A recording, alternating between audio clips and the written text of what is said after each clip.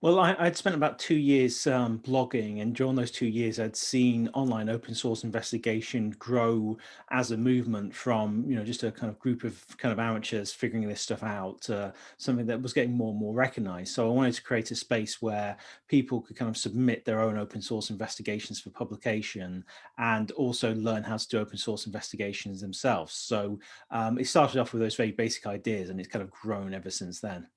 Could you indicate some of the projects you're most proud of? Well, I think, of course, MH17 was, one of the first big Bellingcat investigations, and I think that was important both for Bellingcat and also online open source investigation as a kind of entire field, because I think it brought that to such a broad range of people and demonstrated to people that there's, value in this kind of material, and you can learn out a huge amount of information and also counter kind of disinformation and lies that come from other sources.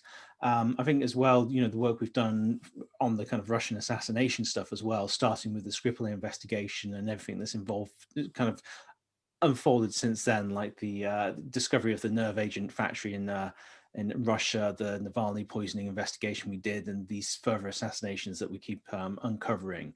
Really, that's just been one ongoing investigation, but we've covered an incredible amount, and I think it's had real impact in the world.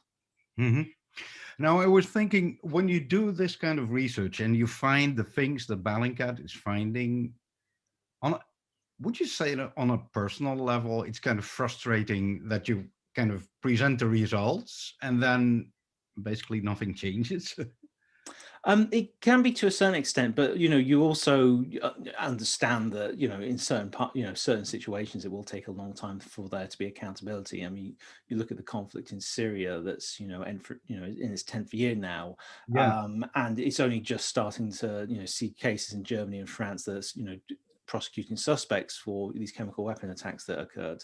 Um, on the other hand, sometimes you can have results in a lot more quickly. We did an investigation into a video that was shared on social media showing two women and two young children in somewhere in Africa being executed by soldiers at a roadside. And by coming together and working with a kind of a community of people to investigate that, after a year, those soldiers were convicted for those murders, and that was the direct response to the investigation that we did. So even though sometimes things can seem like they take a long time to change, sometimes they can be surprisingly rapid. If you look at the way you do your research, in what kind of ways does what Bellingcat does differ from, let's say, traditional news media? I mean, I think for one thing, we're very, one of the first organizations to kind of understand the value of, basically user-generated content and how that could be combined with these kind of new sources of information like, Google Maps and Google Street View to, verify events and have this kind of view from a long distance that's actually verifiable. I think as well, unusually, we kind of our audience isn't just kind of consumers of the information that we're producing, but sometimes participants in the investigations themselves. So we use that wherever possible. And when you're kind of dealing with, say, a traditional investigative organization, be they working on justice and accountability or journalism, they tend to keep stuff to themselves, while we kind of try and draw in as many people as possible to look at the things that we're looking at. And I think that gives us a certain kind of edge over other organizations working on investigative work. What do you think traditional news media can learn from the Bellingcat approach in finding information or making stories? Well, I think there's certainly a value there, and I think the issue a lot of traditional media has is unless you're quite a large organization, you can dedicate kind of serious resources to kind of setting up an open source, investigation unit. It can be quite difficult to do. So the news organizations that have been successful doing this, so organizations like the BBC and the New York Times, who have set up teams who are able to, have the budget and the resources and the staff power to actually dedicate their time to it.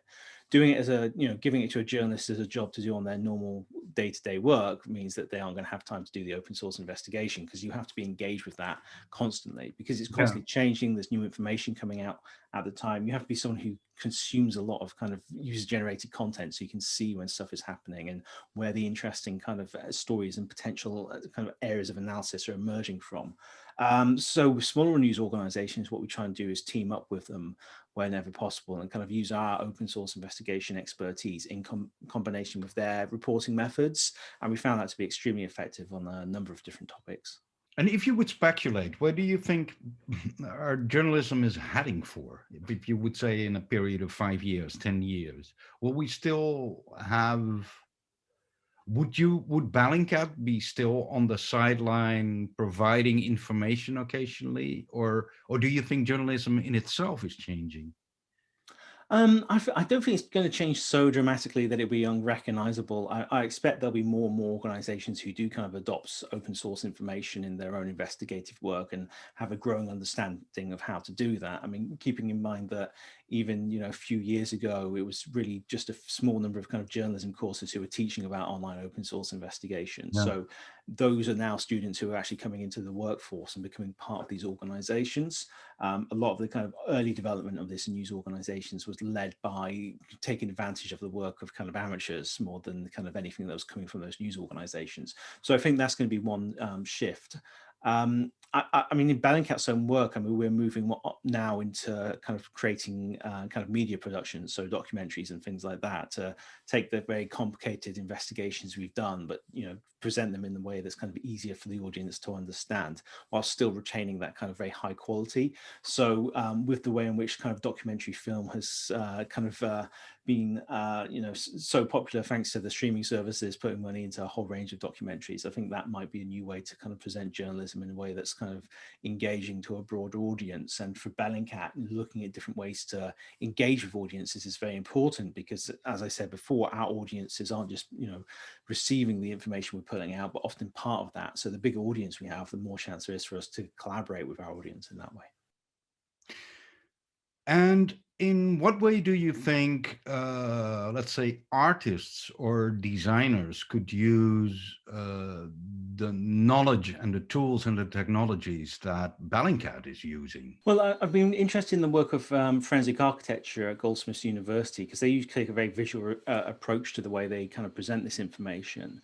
And I think we shouldn't be afraid when we're doing investigative work to look at ways of engaging with audiences in different ways, in different kinds of audiences, because people consume information in a whole range of different ways now, from kind of more obvious stuff like reading Twitter and visiting websites and watching TV programs, ways that we might not think about, ways that kind of can be engaging for an audience that we might not necessarily engage with a lot ourselves. So if someone is artistic and they can look at the work that Bellingcat does and think how they could translate that in a different way, how they can present that in a different way, how they can reach their audience in a way that kind of they know will work, then that's something that I think is to be encouraged as much as possible.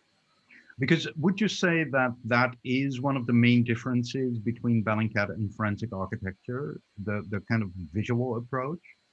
Because in content, basically, what you're doing is pretty much the same, right?